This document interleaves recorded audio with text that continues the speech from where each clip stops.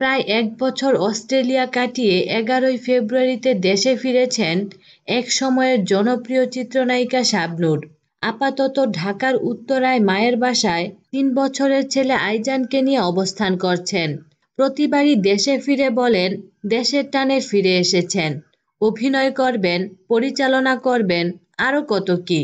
এবার ফিরেও একই কথা বলেছেন গণমাধ্যমকে। এবার অবশ্য একটু বাড়িয়ে বলেছেন, লম্বা সময় দেশে অবস্থান করবেন, তবে কাজ করবেন কিনা সেটা এখনো পরিষ্কার করে কিছু বলেননি।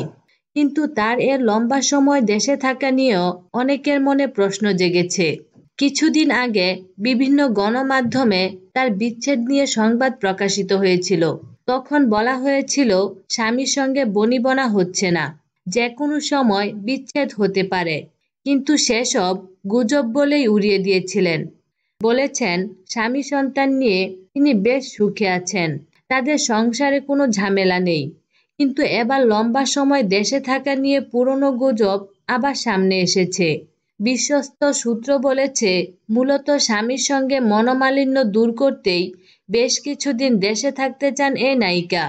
যদি সব ঝামেলা চুকে যায় তাহলে আবার সিনেমায় ফেরার ইঙ্গিত দিয়েছেন তিনি। বিনোদন জগতের নিত্য নতুন খবরাখবর জানতে আমাদের চ্যানেলটিতে সাবস্ক্রাইব করার জন্য আপনাকে আন্তরিক ধন্যবাদ।